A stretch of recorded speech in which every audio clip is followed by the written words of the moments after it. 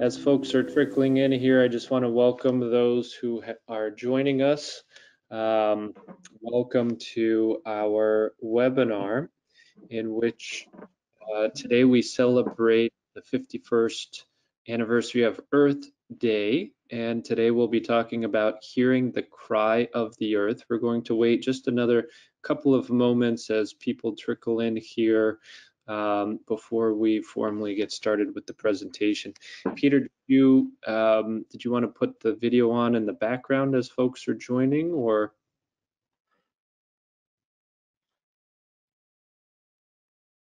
Yes, we could.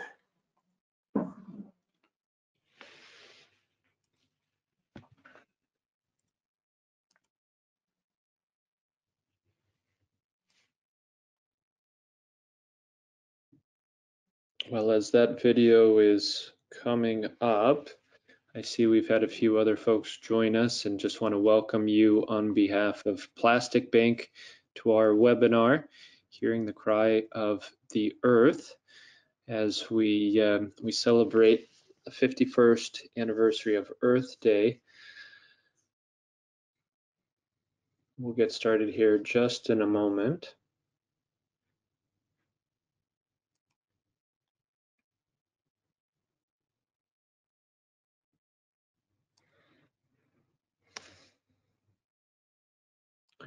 Okay, Peter, I think we've stabilized with the attendees. If it's okay with you, I'd like to kick us off. Okay. Well, great. Again, welcome to all of you. Today we have the pleasure of welcoming Dr. Michael Taylor, Dr. Peter Nietzsche, and as well as Lou Arsenio. We are a multinational group here. I'm Ryan Thomas. I am currently in Washington, D.C. Dr. Taylor is joining us from Spain. Dr. Nietzsche is joining us from Germany, and Lou is joining us from the Philippines. So quite the international crowd as we get started here. And I want to go over briefly a couple of practical things. So if you're new to GoToWebinar, there is a control panel on the right-hand side. You'll see there that there is a section for questions. If you click the little triangle on questions, a menu will open up there, and you can type in your questions as the presentations evolve. And at the conclusion of the three presentations, what we'll do is we'll field those questions. So feel free to type those questions in as they occur to you, and then we will respond to the questions as best as we can in the question and answer section. Oftentimes, we'll run out of time and we won't get to all of the questions, but Peter will follow up with you individually answering those questions. So the purpose of today's webinar, as I mentioned, is hearing the cry of the earth. Pope Francis's encyclical Laudato Si is the Church's powerful answer of the cry of the earth. Caring for our common home is not optional, but the call of all of humanity to respond. We invite believers in the celebration of Earth Day and Laudato Si to join us in this call. And today we'll have the pleasure of hearing from Dr. Taylor, who will be speaking to us about Laudato Si 5 years later, what organizations have sprung up, and some reflections on the future of Laudato Si. And as I mentioned earlier, we're celebrating the 51st Earth Day. This is an occasion for renewing our commitment to love and care for our common home and for the weaker members of our human family. As the tragic pandemic has taught us over the last year, we can overcome global challenges only by showing solidarity and embracing the most vulnerable. Today, we'll hear from members of our common home about the cry of the earth and how we must grow in awareness to become better stewards of this home. As Pope Francis reminds us, we are fashioned from the earth and fruit of the earth that sustains our life. But as the book of Genesis reminds us, we are not simply, quote, earthly, we must also bear within us the breath of life that comes from God. Thus, we live in this common home as one human family in biodiversity with God's other creatures. As imago Dei, in God's image, we are called to have care and respect for all creatures and to offer love and compassion to our brothers and sisters, especially the most vulnerable among us.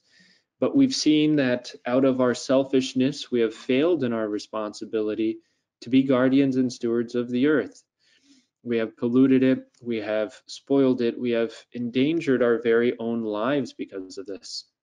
For this reason, Plastic Bank and other organizations, many of which are in attendance today through the presence of many of you throughout the world, have sprung up in order to appeal to our consciences. While great work and solidarity has been achieved in a short amount of time, we still have so much to do. And we have no future if we destroy the very environment that sustains us. Again, Pope Francis reminds us we have failed to care for the earth, our God, a garden home. We have failed to care for our brothers and sisters. We have sinned against the earth, against our neighbors, and ultimately against the Creator. Now, God always forgives us, and there's a Spanish saying that has something to say about this. Pope Francis says, God always forgives us. We humans sometimes forgive and sometimes not, but the earth never forgives. The earth does not forgive. If we have despoiled the earth, its response will be very ugly. So how can we restore this harmonious relationship with the earth and with the rest of humanity? That's what our speakers today are going to address. Dr. Taylor is joining us from Granada, Spain. He is married to his wonderful wife, Cassandra, where he works as the executive secretary of the International Laudato Si Institute and teaches metaphysics for the Edith Stein Philosophy Institute. He holds degrees in biology and environmental studies, bioethics, and philosophy. He earned his doctorate in philosophy in 2019 and is author of The Foundations of Nature, Metaphysics of Gift for an Integral Ecological Ethic. And that came out here in 2020. You could probably find it on Amazon. And so Dr. Taylor will be speaking to us about Laudato Si 5 years later, the organizations that have sprung up in response to the responsibility that we have, and we'll share some reflections about the future. Dr. Taylor, welcome. Thank you very much, Ryan. Thank you all of those of you who are listening in. Now, if you can help me, Ryan, to share my screen, I would appreciate that.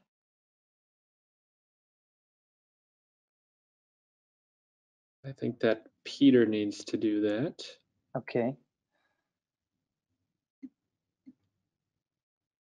So just to give all of those listening an idea, my name is Michael Taylor. As Ryan introduced, I'm from the United States, but I'm currently living in Spain, where I have been working as one of the founding members of the Laudato Si Institute, which was established in 2016 by the Archbishop of Granada. There we go. Don Javier Martinez.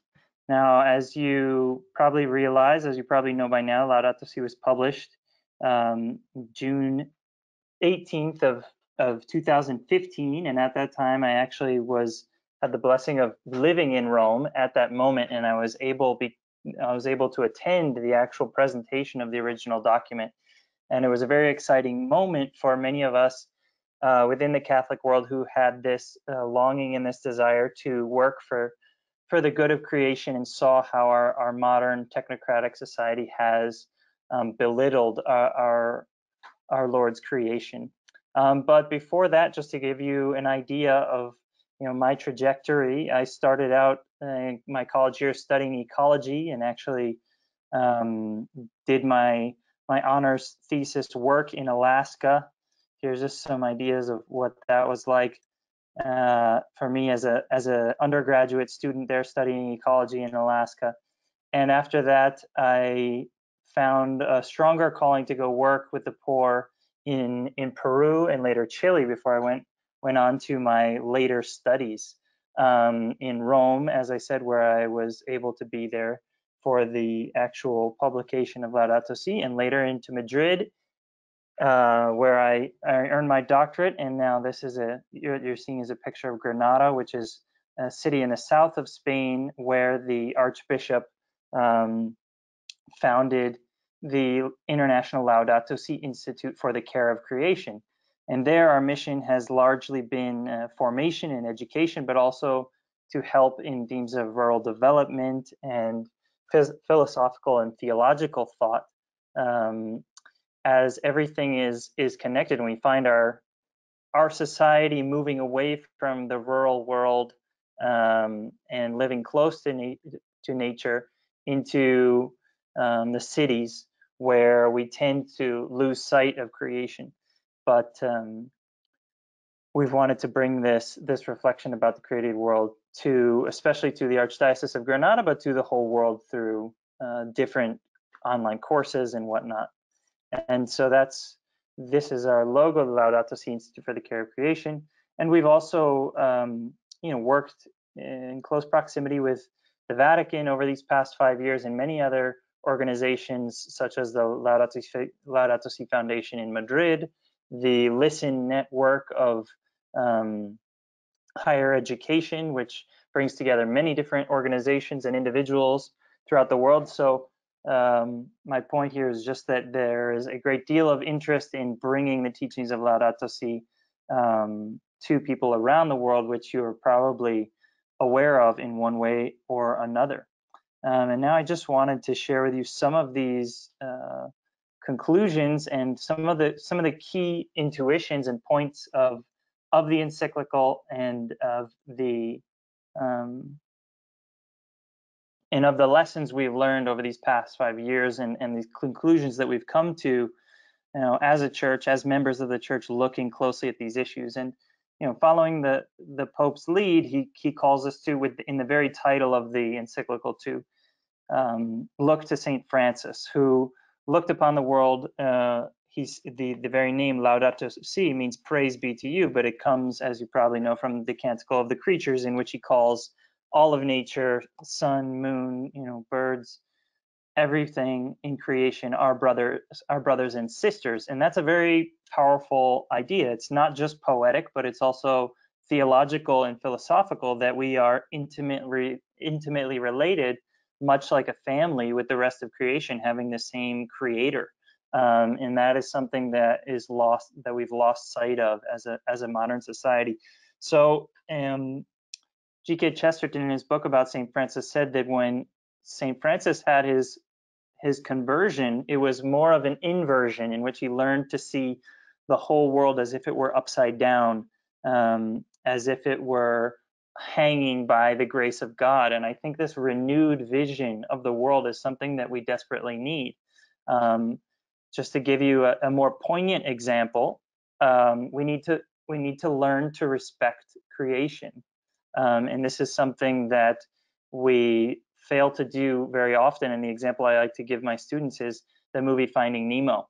Finding Nemo is a movie about the terrible things that can happen when human beings basically kidnap little fish from coral reefs and to sell as pets. And the whole story is about reuniting Nemo with his father, right? But the movie was very popular, and you all probably saw it, or at least have seen this poster.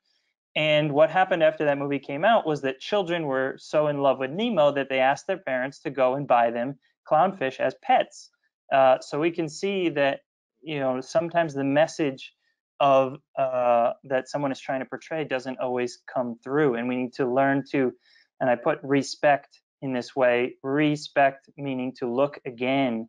We need to look again at creation, because many times the word itself seems to imply that the first time we looked, we did not understand properly. And many times as humanity, the first time that we looked upon creation, all we saw was potential to make a profit or to draw some benefit for ourselves, and not the deeper relationship with God and with the rest of creation that can, with which we should live in harmony. So we shouldn't be like those children who see Finding Nemo and don't get the message, but we should look at creation as St. Francis did, with this renewed vision. And this kind of teaches us that we cannot solve our current crisis with the same kind of thinking that created it. We need to start again and learn to respect creation, to look at it again in a new, renewed light. And Laudato Si helps us to do that in a great way. And now I just wanted to share with you some of these key points that we've actually, Ryan mentioned that I've written an entire book about these elements, but just to give you some tidbits of content for your own reflection. That the human person is part of nature. This is something that we often forget, and it actually is completely forgotten by both modern and postmodern philosophy. We heard that we often hear that man is a virus on creation, or man is a cancer on creation, but how is that possible if man is truly part of creation? And in the modern world, we tend to think about nature or creation as just raw resources for our use, and we think of ourselves as being outside of it. And this is very clear in our scientific paradigm, in which the scientist is not present. He's just looking at the world through this objective lens. So we need to understand that the human person is part of nature. We're a member of this community. Second, all of creation is a gift. This comes directly from the philosophy of Aristotle and Plato and Thomas Aquinas, that everything, existence itself, is a gift for us and for all of creation. And in that way, we're all related to our Creator. And we need to remember that. And thus, our first reaction before creation should be that of gratitude, gratitude and wanting to understand more deeply. And following that, perfection is found in the gift of self, in love. So if all of the universe itself is structured around this gift of existence to individual beings and animals and plants and people, then that is the structure that gives meaning to the universe, and that's the donation, self-donation of God to all of us that we should imitate. And so the best way to respond before creation is with love. And finally, the earth will only be saved where it is loved by communities. And there are many writers who speak about this. Pablo Martinez de Anguita, Wendell Berry. Here's Wendell Berry.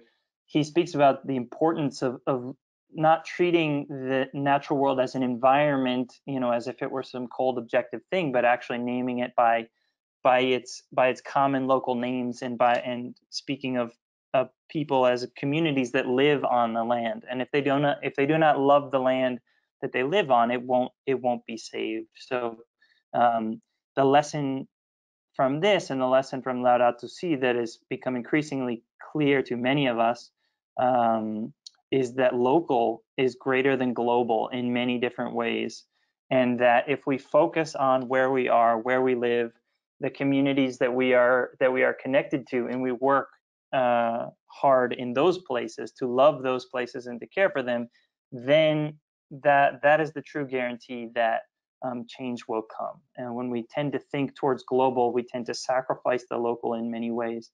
And it's just not the human way to approach problems.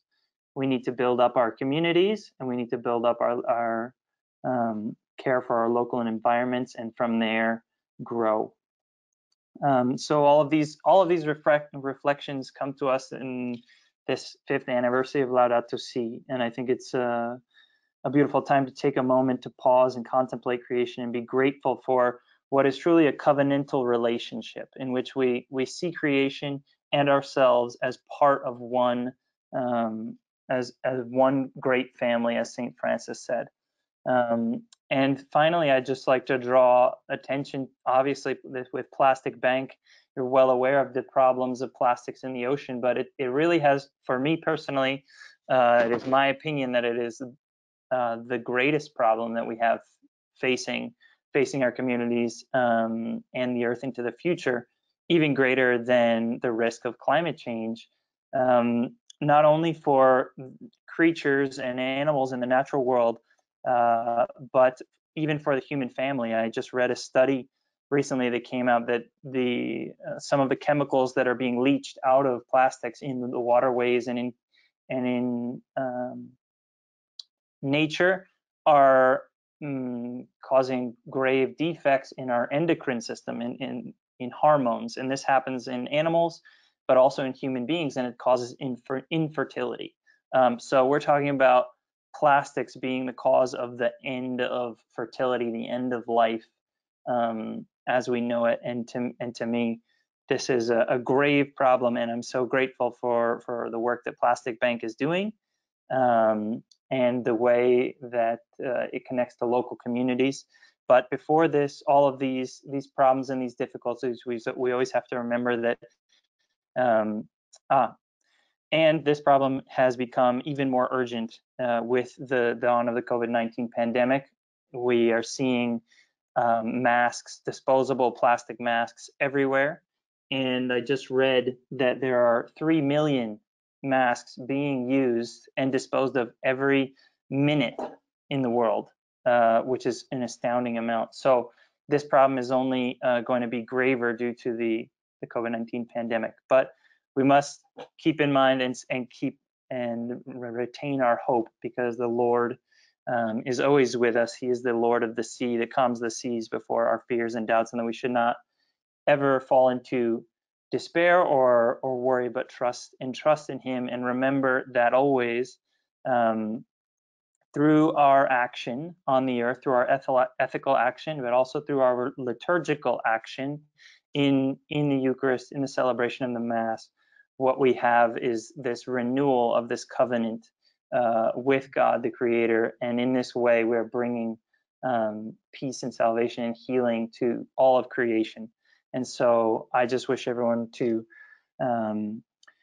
retain these reflections and deepen in them, and let the creation that God puts in front of us inspire us and bring us to the recognition and the remembrance of His promise and the hope that He has for us. So thank you very much. I hope I didn't take up too much of your time, and God bless.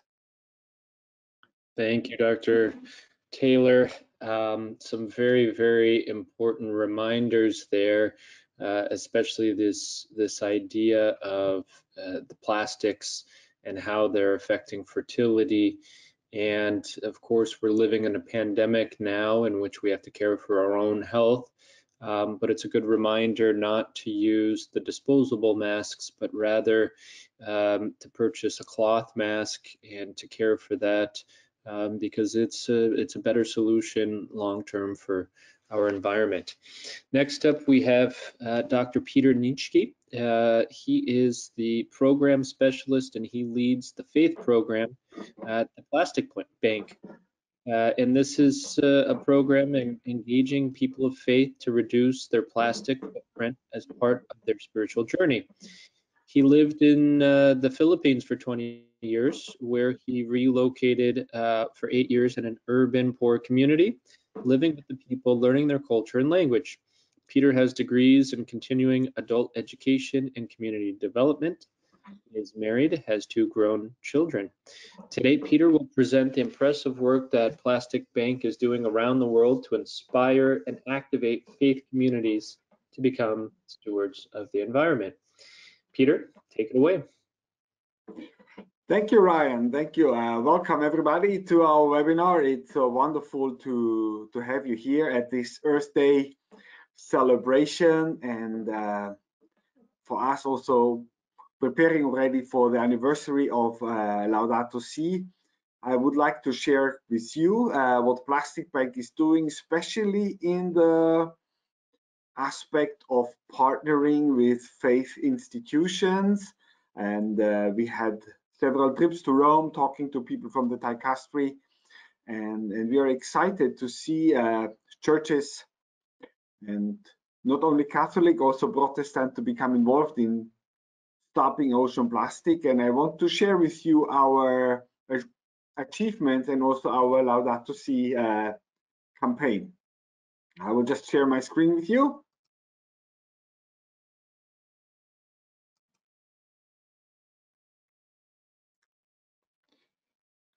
Okay, can you see my screen? Yes. Good, good. So here that shows our first slide shows our founder David Katz on. I can see your screen, but we're not seeing David. It's kind of a gray screen. Okay, wait a second.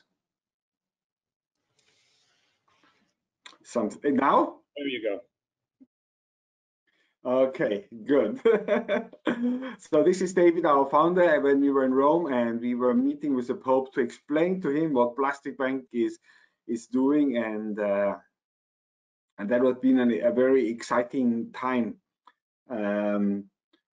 But it's also a very needed approach, as we see the problem of plastic that Michael already shared with you is immense. There are about 13 million tons of plastic that flow into the ocean every year, and it will increase to 30 million tons by 2040. So the seas are filling up with plastic, and it's about like throwing 400 billion plastic bottles into the ocean every year. And from there, it has nowhere to go. It builds big gyres, but also sinks down to the floor. As there was an expedition in the Philippine trench that's 10,000 meters deep, they found plastic down there in this trench, and by 2050 the ocean plastic will outweigh the volume of fish. So there's really something we need to do about it.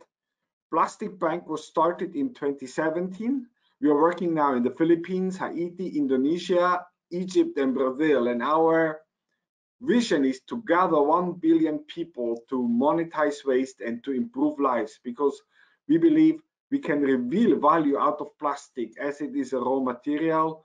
We want to gather together people out of love of creation, and in that process we want to become the people the world needs. So very aligned to Franciscan spirituality, even though we want to embrace everybody who is also not a Catholic, so to speak. We are not a Christian organization, so to speak.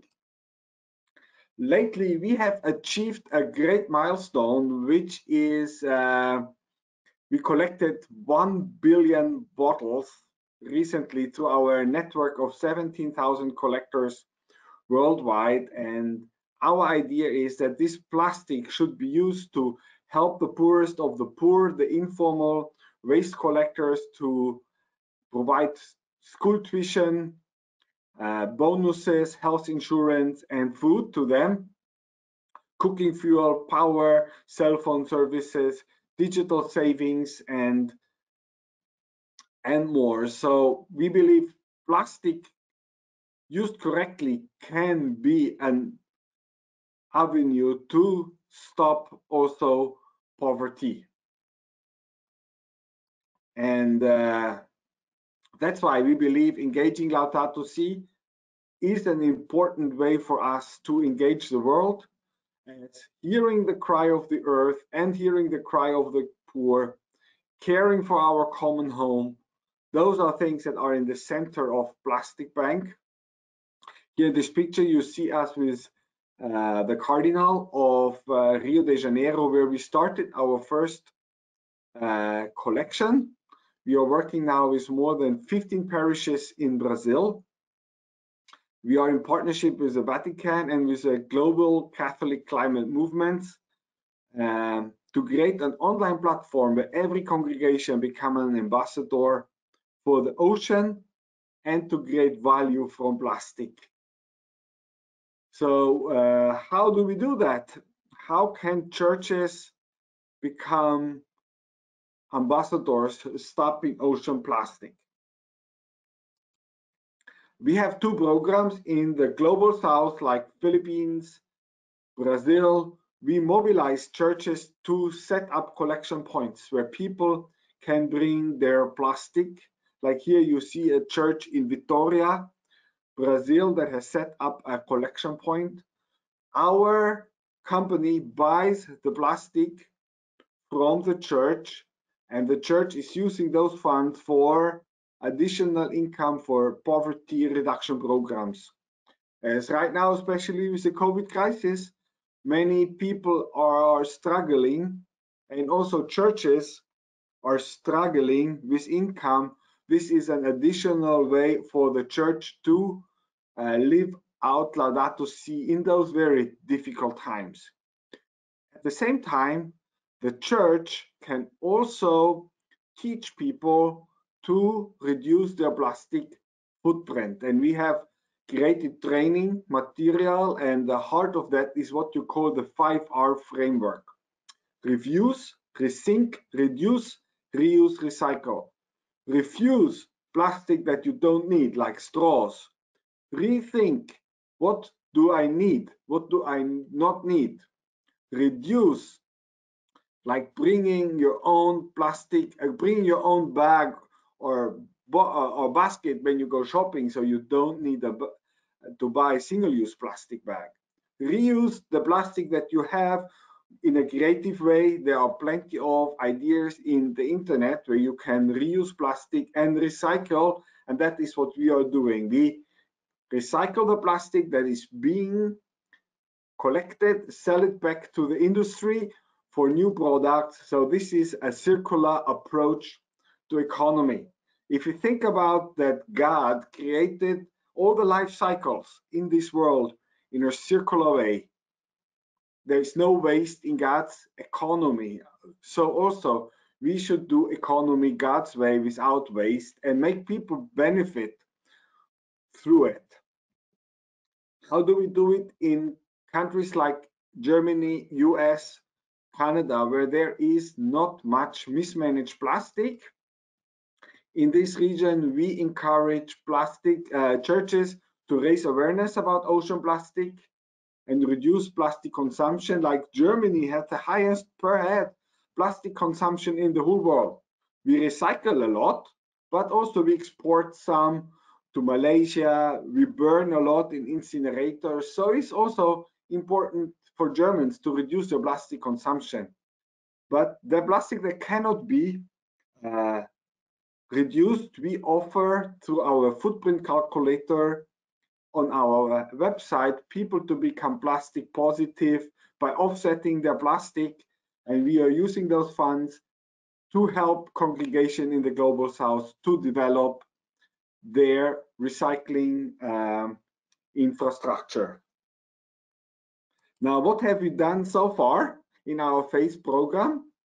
We are a partner of the United Nations Environment Program Faith for Earth Coalition.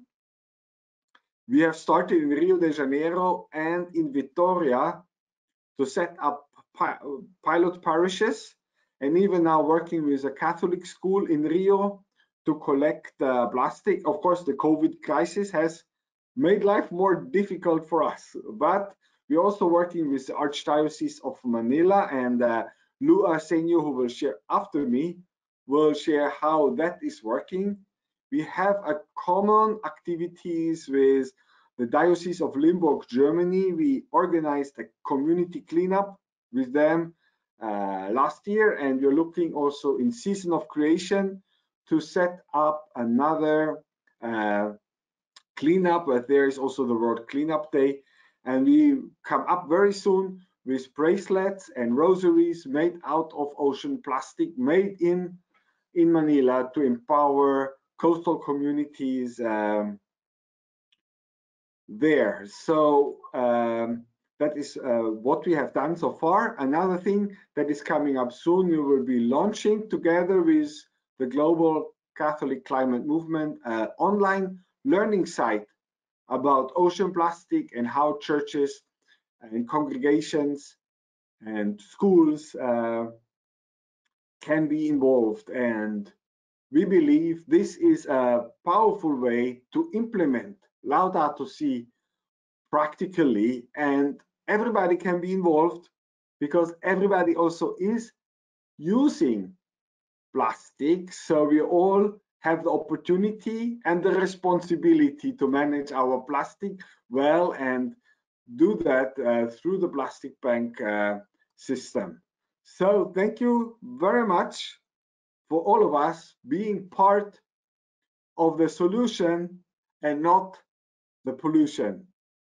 If you have more questions, please email me at peter@plasticbank.com. If you are in Brazil or in the Philippines, where we have ecosystems, where you want to get involved, we can help you. We have a team there, a very good team that can help you to set up a collection point in your parish, in your school, in your community, to work with us to stop ocean plastic and to create value so we can care for our common home. Thank you very much. Thank you, Peter. Some very impressive information you shared with us, especially this big milestone of 1 billion water bottles collected. It's hard to fathom what that would look like in a picture. It's also an invitation, I think.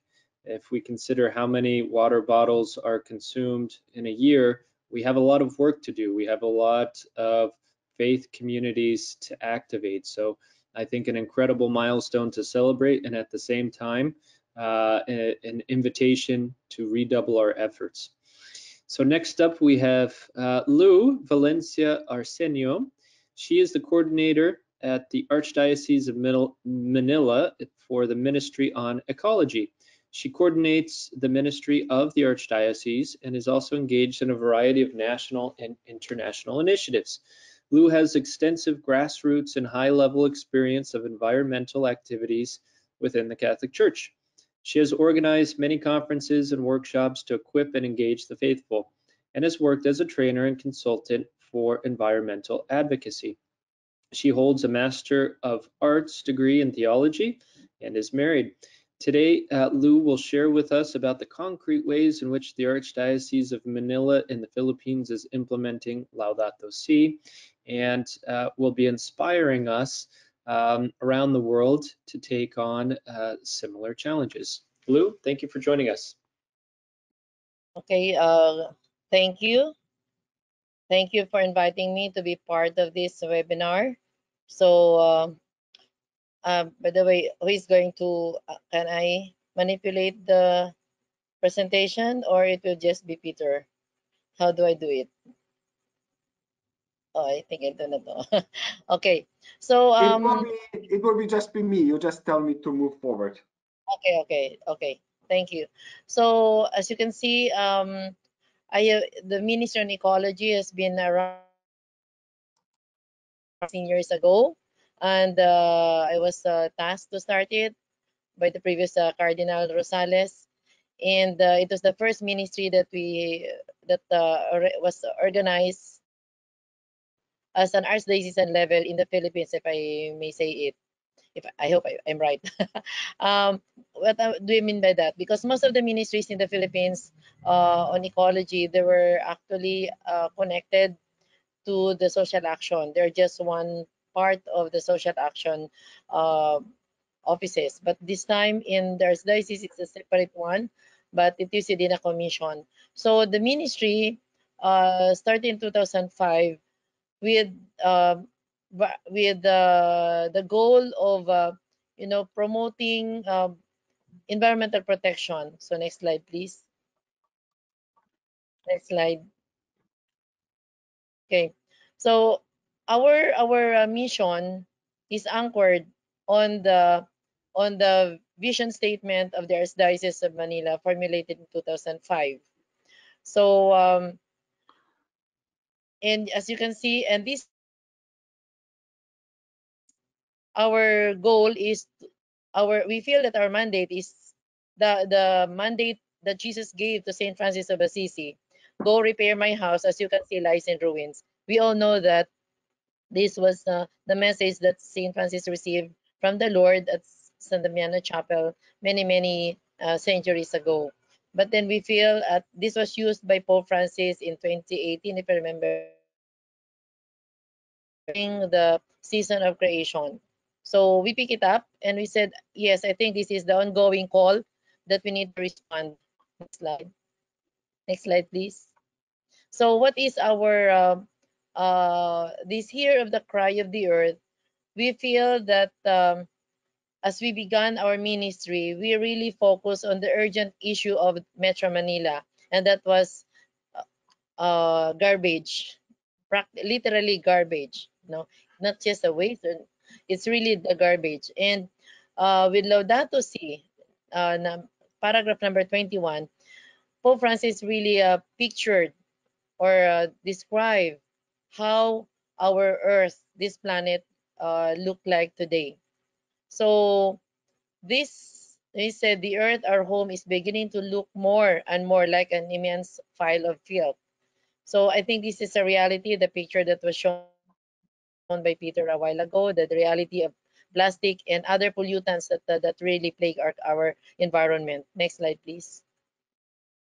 So aside from the Laudato Si as our Laudato Si 21, we try to respond to the present call to that we are to develop ourselves, the families, and all institutions to become to achieve integral ecology.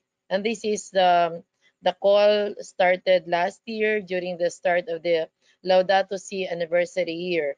And next slide, please. So this is the call that we are trying to do to respond. And years ago, a group of people and NGOs gathered by Bishop Abilia, our present administrator, had formulated a 5-year journey towards carbon neutral Pilipinas. So we tried to use this. I hope this can be this slide is clearly seen in the computers of others, in the screens of others, so that you can see some details. Because I don't need to, I will not discuss this in details, but I just would like to show that there was a 5-year journey towards carbon neutral Pilipinas, and there are things that we tried to, and this what we use in the archdiocese as indicators on how we can we can achieve for this year, especially loud, identify families as Laudato Si families. And the 7-year journey towards integral ecology is actually also being, we're trying to draft indicator on how it would be achieved by by different sectors, and we start with the family. Okay, so we use this as the indicators, on how we can become witnesses and practitioners of Laudato Si. Okay, next slide, please.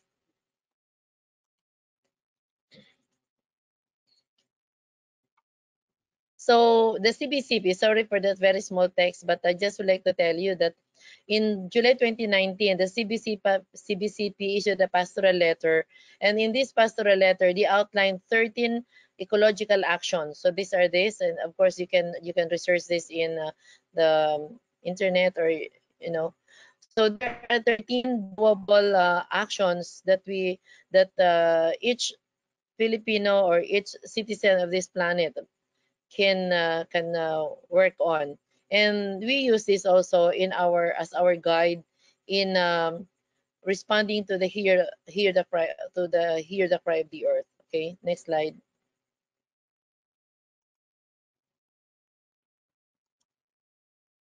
So the Ministry of Ecology has been around since 16 years ago, and one of the things that we actually launched in 2013 And up to now, we are now on our ninth year, this season of creation. So I was the one who also recommended the season of creation to GCCM when I was still the steering committee as a co-convener of this international organization many years ago, well, 6 years ago. Anyway, so we tried to develop communities or parishes to become active collaborators, and especially not only during the season of creation but the year throughout the year. No, so we every year we have different themes, because this happened when the Philippines was planning for the 500 years of Christianity that we are celebrating now. So the 9 year preparation also deals with different themes and different sectors that it focuses. So we tried to drive our themes of the season of creation to the different themes of the year for the preparation of the 500 years of Christianity in the Philippines. So the recent now, the call that we feel is really our duty is and should push us is the one that I mentioned earlier, Go Repair My House, as you can see, lies in ruins. And in 2018 we had the Laudato Si conference, and this is actually the second conference of the Ecclesiastical Province of Manila. I would like to say to inform everybody that the Philippines has subdivided itself to different ecclesiastical provinces, and Manila, Ecclesiastical Province of Manila, has about 15 dioceses. And we convened, this is the second conference on ecology that we convened. The first one was in 2007.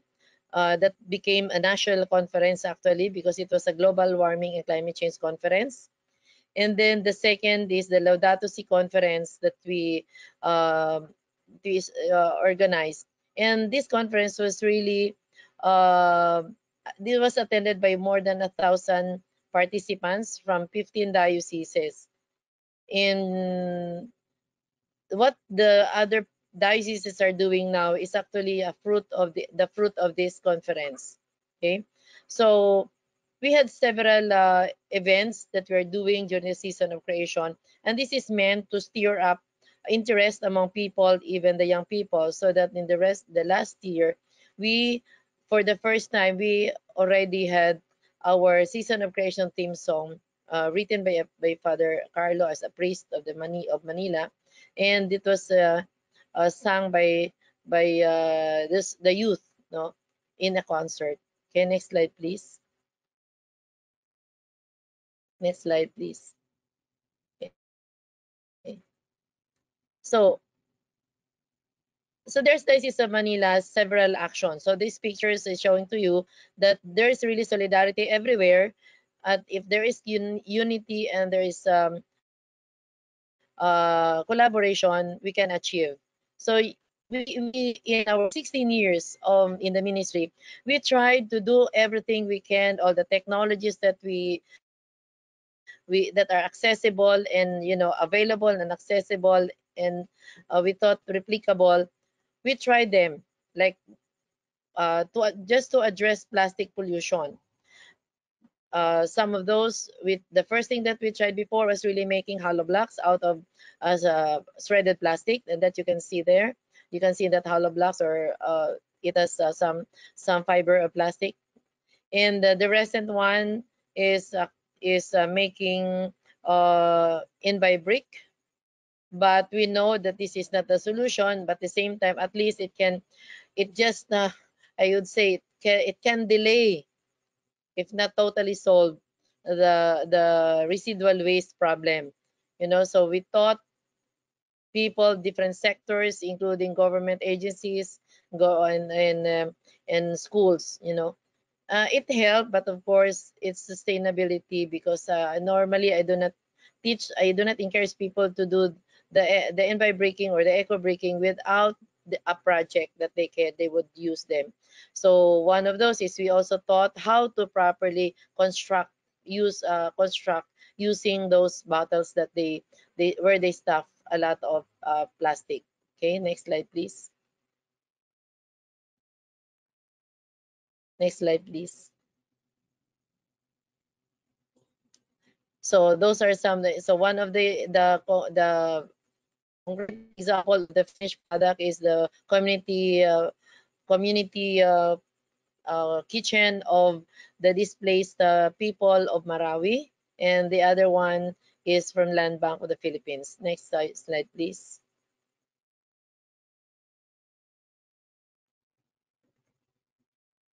And one, I would like to commend our parish who continually and religiously implemented our plastic recovery caravan.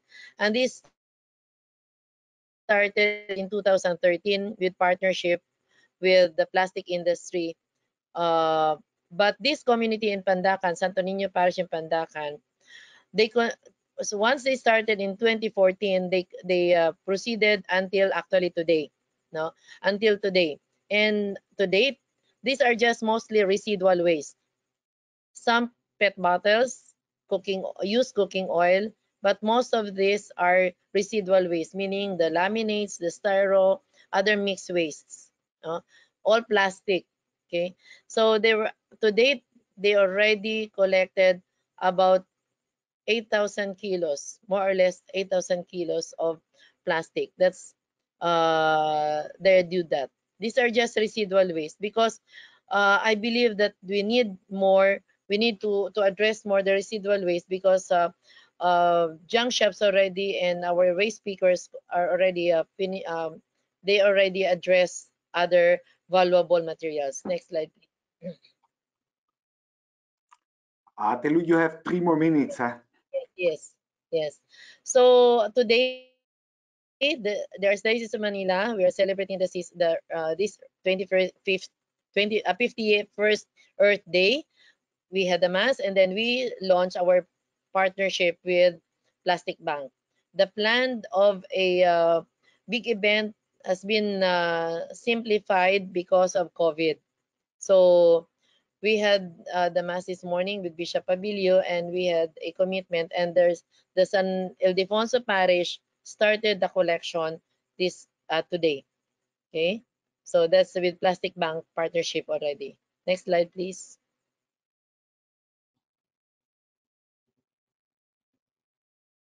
So we have other projects, of course. We have other program, of course. Okay, so we really teach zero waste management. Okay, so and then urban gardening, etc. So other issues we try to address, not only plastic pollution. Next slide, please.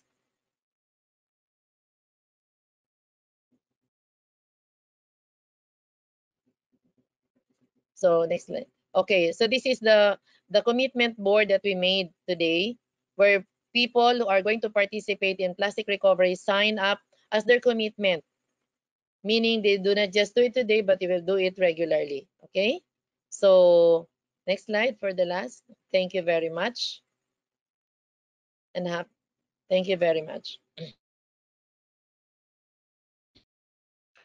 Wonderful, Lou.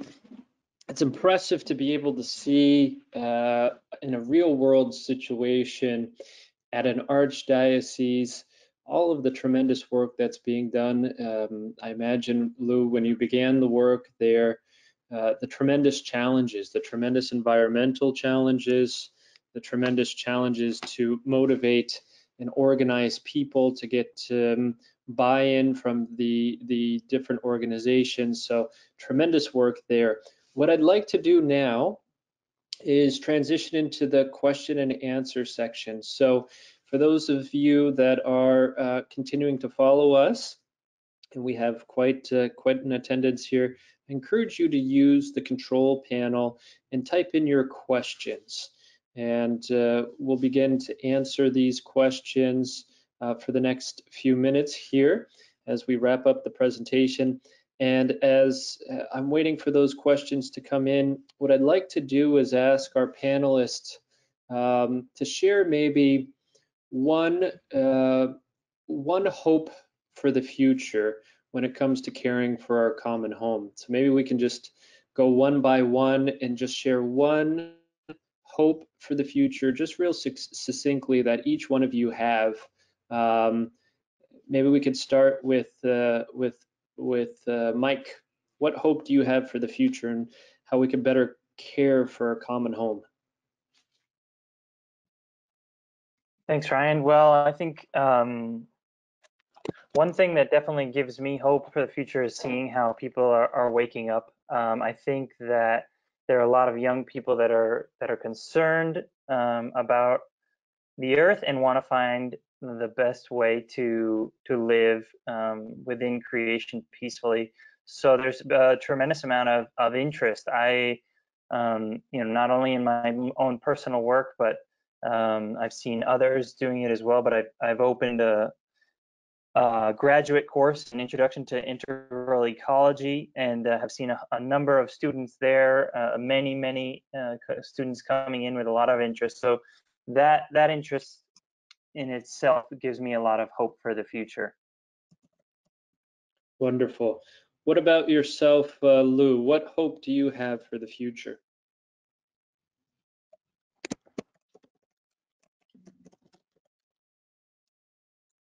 Well, I think I have problem. Okay, I'm checking my computer audio.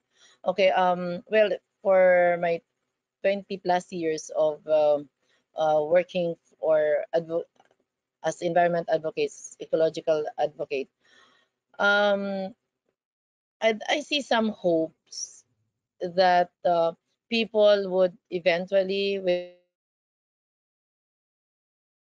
wake up and listen to the message of Laudato Si, considering that we have myriad of we're experiencing now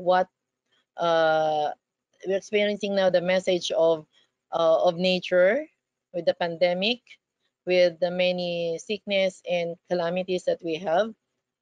I hope this would really enlighten many, especially our government leaders, because in the case of the Philippines, we have a lot of environment advocates who have been suffering, have been, their human rights have been abused because of their advocacy for the protection of nature.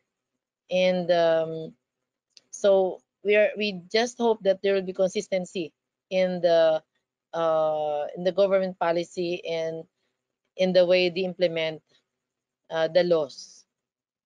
No. Wonderful. Peter, what about yourself?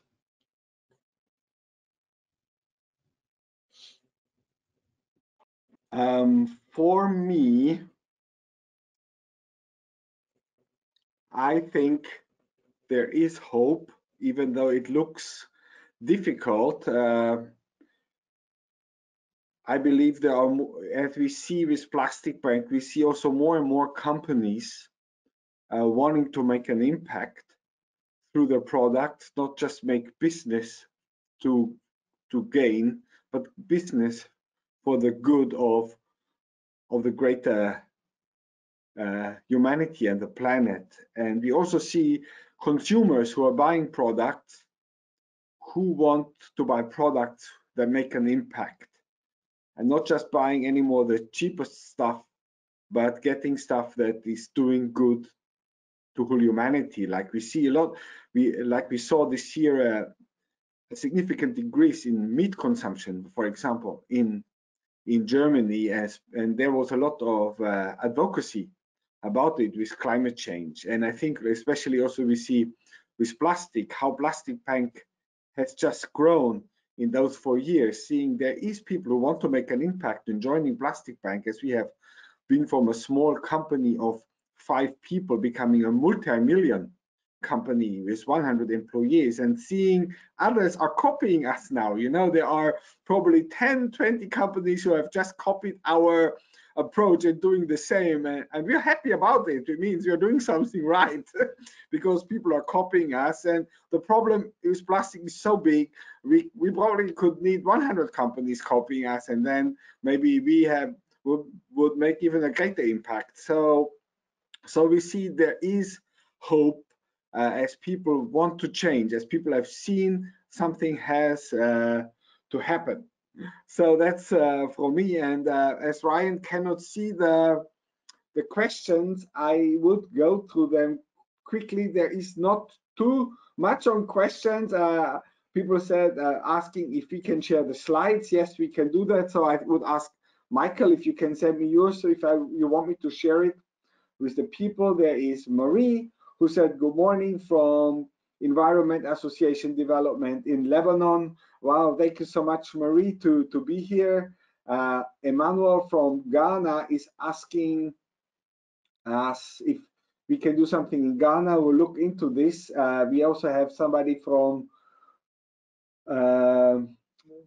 South Africa says, I salute for the impact seen. The Philippines, Malaysia, and UK already have archbishops and bishops leading the way. I would just like to link via LSAP, the Vatican, and GCCM, where I can share these successes to our archbishops, dioceses, and parishes. So this is Bernie from South Africa.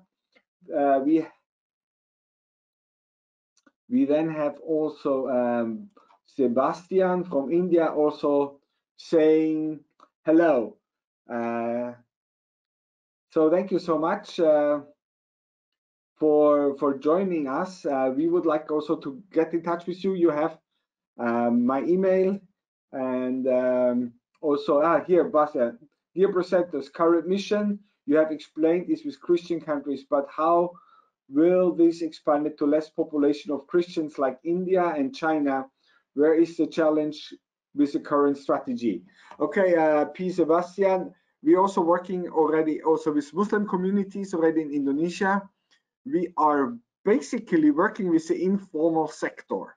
So our religious aspect of Plastic Bank is only one part. So we are also working with non-people without any religious affiliation to collect plastic. But we think because everything has a spiritual roots, we need to work with the religious community because we believe it is aligned deeply with the values of each religion, and we are open to expand to other religions as well. Everybody who embraces our core values of love, of gathering together, of taking care of our common home can partner with us. So thank you. Yes, and Peter, I would just add that Pope Francis has been working very hard to build bridges with Muslim communities, especially, and others, because it is true what you say. The natural environment, the creation, is probably the best place for us to come together to be able to work to resolve these problems. So I do think there's a lot of hope there on that regard, and the Pope is working hard to build those bridges. And gentlemen, I'd just like to and gentlemen and lady conclude, if I could, with a prayer that Pope Francis crafted for the earth. So if it's all right with you guys, I'll share this prayer. All-powerful God, you are present in the whole universe and in the smallest of your creatures. You embrace with your tenderness all that exists. Pour out upon us the power of your love, that we may protect life and beauty. Fill us with peace, that we may live as brothers and sisters, harming no one. O God of the poor, help us to rescue the abandoned and forgotten of this earth, so precious in your eyes. Bring healing to our lives, that we may protect the world and not prey on it, that we may sow beauty, not pollution and destruction. Touch the hearts of those who look only for gain at the expense of the poor and the earth. Teach us to discover the worth of each thing, to be filled with awe and contemplation. to recognize that we are profoundly united with every creature as we journey towards your infinite light. We thank you for being with us each day. Encourage us, we pray, in our struggle for justice, love, and peace. Amen. Amen. So thank you Amen. to all of our attendees, to our panelists, a truly wonderful way to start off, at least in my side of the world, to start off Earth Day. I wish all of you a blessed day, that we may continue to be workers in the vineyard, stewards of creation. And as Peter mentioned, he'll be following up with the presentations. And we just encourage you to continue to engage with Plastic Bank and look for future webinars. Thank you so much. Thank you, Ryan, for the wonderful moderating. Okay, everybody, bye. Bye. Thank you. Thank you, Michael. Thank you, Lou. Bye-bye, everybody. Bye. Thank you very much.